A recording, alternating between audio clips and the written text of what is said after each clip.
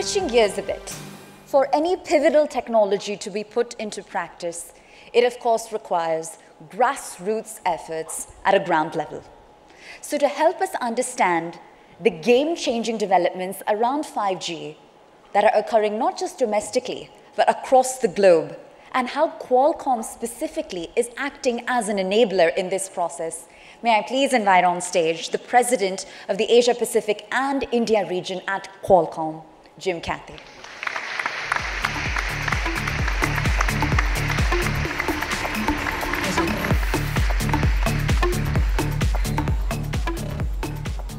Oh, good afternoon, Madam Secretary. It's nice of you to be here today. It was nice to be in the room with you, and good to see you again. There she goes. Also, Economic Times, thank you for this opportunity. Spend a few minutes with this crowd to talk about 5G. Today I'm going to talk about Qualcomm, and I'm going to give you some examples of some of the proof points on where we are with 5G nationwide, globally, in other countries. But before I get there, I want to take a step back, and I want to kind of reflect a little bit. It was, you know, it seems like yesterday we were talking about LTE for India and nationwide coverage, and it just moves so fast. Gopal mentioned some figures, and I think now it's at 45% is already shifted over to LTE. And it seems like yesterday we talked about how can we help migrate those 2G and 3G users to 4G quicker. And Qualcomm was fortunate enough to be able to design a chipset, the 8905, that helped migrate even sooner, which actually lowered costs to the subscribers and also lowered costs to the carriers. And it's moving so fast that when you feel the energy in this room and you listen to the government officials speak, I actually would not be surprised to see 5G come to India much sooner than people would have predicted in the past. I would actually think that 2020 is not really undoable. And I realize there's some people in the room that might be thinking, well, 2020 is so soon, Jim. Is it really possible? And it's like, yeah, it is. Look at the energy across the globe on what's been done technology-wise and the feeling and the comments that you're hearing from this group today. 2020 is not far off, and India could be there. Apparently, they don't want to miss any more buses. So apparently, the 5G bus for India is going to arrive on time and pick up all the passengers. As it deals with Qualcomm, I'm going to go back and give you just a little bit of history. How many people in this room think that Qualcomm is a chipset company? Just by a raise of hand. Qualcomm, chipset company, right? All right? Okay. For those of you who did not raise your hand, you were correct not to raise your hand. Qualcomm actually is an R&D company. For 30 years, Qualcomm has spent the majority of its time developing core technologies. Over 53 billion US dollars was invested in Qualcomm through R&D activities. 53 billion, 30 years. And that technology that was developed, it wasn't just around the chipset. It was clearly around the chipsets, the modems, the processors, but it was also developing around the systems and the system architectures, and also the infrastructure that it would take to supply it, or other problems that were even outside our day-to-day use.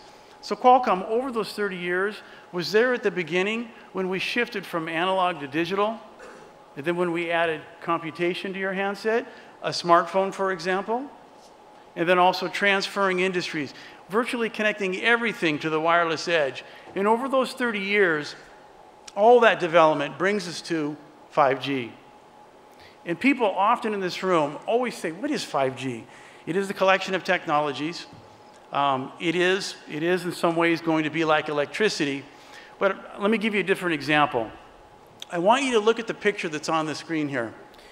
And I want you to identify the number of features that are connected that your government directly manages. Now, when I look at this just at a quick glance, I see things like a fire hydrant. I see a street lamp. I see traffic control lights. I even see parking meters. And in many cases, the government is responsible for those services. My point is, this 5G phenomena will probably be the biggest marriage between public and private than we've ever seen.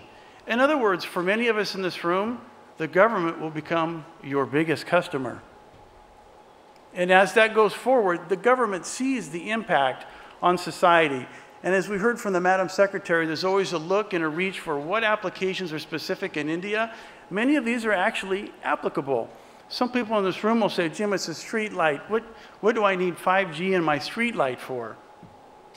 You don't know. The mayor of this small town or village may have decided to put 5G small cells in each of the street lights.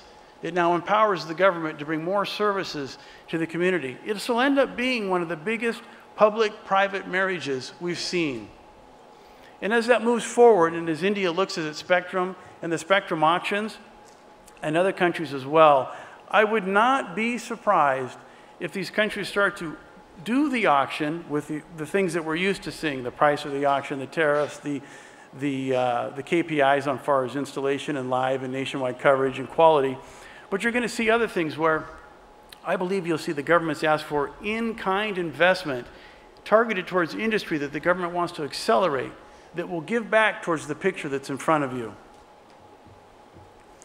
Now, to make 5G happen, it starts with working with the standards. It also starts with R&D, and we talked about that, right? 30-year history, $53 billion in R&D from Qualcomm alone, not to mention the other industry leaders.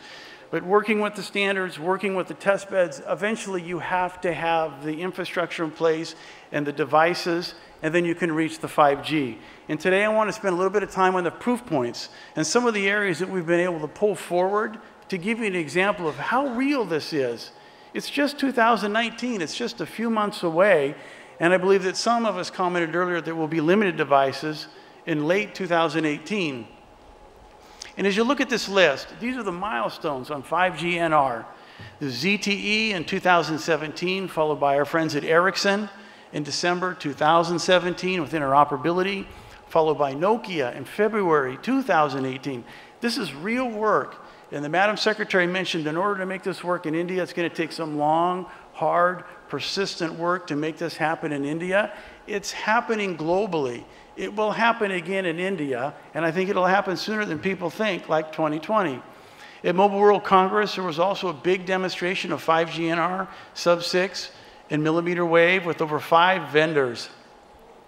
In June, there was also a demonstration that showed how we could reach the masses in China.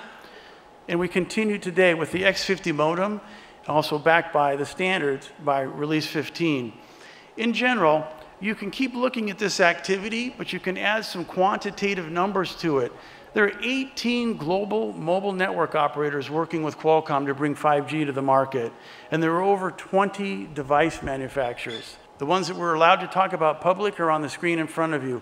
These are all names that you know, not names that are new to you. AT&T, the KDDIs, the Docomos, the Verizons. And as you move towards the OEMs, there's the Fujitsus, the Sharps, the Chinese companies of Xiaomi and Vivo, Sony, for example, out of Japan, and LG out of Korea. The list is even bigger, but these are the ones we're allowed to talk about publicly. But it's a big effort globally. You can't make these types of advances, and you can't bring this technology to the market unless there's actually a global effort.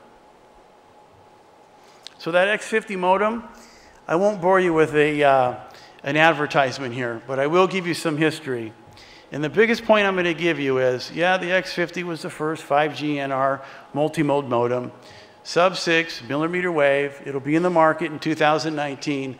Probably the most important thing I can tell you is 2G, 3G, 4G, 5G, all in one modem. It's like taking 30 years of development history and putting it all in one piece of silicon. That's actually quite amazing.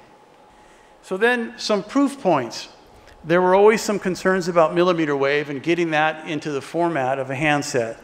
And fortunately, we were able to start with 11AD. We started with 11AD, which is a 60 gigahertz technology, and we were able to get that into that format. And actually, ASUS out of Taiwan launched the Zenfone 4 Pro with 11AD technology.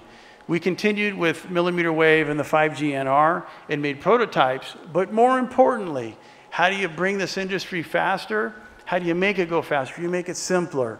In the summer, we announced a reference design for 5G NR millimeter wave, a reference design that makes it possible to put it into the format of a handset with the dimensions that are on the screen in front of you. 9.7 millimeters thick, 76 millimeters wide. Grab the phone that you have with you, that you brought with you today. Some of you may have 2 phones. Those are the types of dimensions of the phones you have with you today. Another proof point. Somebody has to deal with the antennas. The antennas are complicated.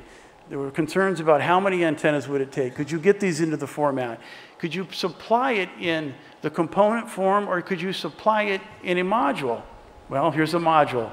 The MTM052 millimeter wave, and also, it's not on this slide, it's also sub-6. This fits in the handset. It fits in the form factors. And it includes many integrated other technologies like the PIMIC and the RF front end. It's all built into the module.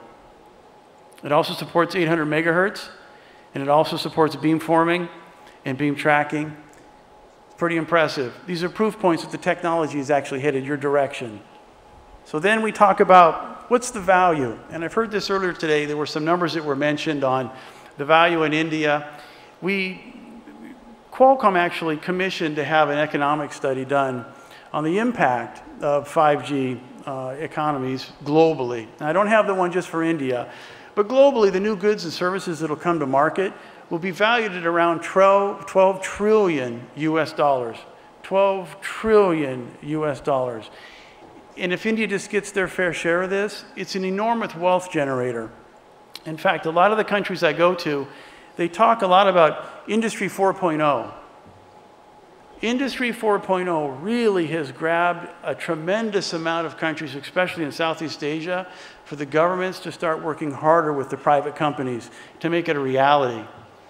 The big secret is 5G is the fuel for Industry 4.0. It really is. 5G is the fuel for Industry 4.0. And as we study more about it, it really is about 5G as an enabler. Now, let me give you another example of some applications. There were some discussions earlier today about applications that are India-specific. We know that Release 15 is done, and there's now work done in Release 16, which starts to get into some of the verticals. It starts to get exciting. And as you kind of work your way from the left across this clock to the right, one of the industries that will probably pop up in India is private networks. Today, when you go to work, you have your own Wi-Fi, your own private Wi-Fi at the company that you work at. Who's to say that won't be their own private network with 5G as the backbone? Automotive, certainly automotive will get 5G because of the low latency. How about stadiums? You think about stadiums and small cell? If it's done right, you don't need a backhaul. And now with 5G small cells in a stadium, you can actually start to support true virtual reality, where the participants of the game or the participants of the concert are 5,000 miles away. That's possible with 5G small cell. Doesn't require the backhaul if it's done right. And then also broadcasting. The gentlemen in this room that have these cameras, some of them have LTE already built into these cameras for broadcast, but they're not able to use it to broadcast because the bandwidth isn't high enough. They actually just show a very small picture. And as I sit here today, companies are already looking at how can they integrate 5G into their cameras. They can now, with 5G, broadcast directly. They can skip terrestrial broadcast. And what does that do as a broadcaster? It reduces your time to market. It reduces your development costs. It's a big impact on the broadcast industry. Some of these are actually doable in India, and some of them will actually be done here. Probably the last thing I can leave you with, and it does say I'm over time, it doesn't say how much I'm over time, is I think that 2019 is a reality for 5G. Yes, you'll see some devices towards the end of this year, but 2019 for certain. It is the fuel for Industry 4.0, and I actually don't think it's a real stretch to see India with 5G in 2020. I want to thank you for your time, and I want you to enjoy this conference. Thank you.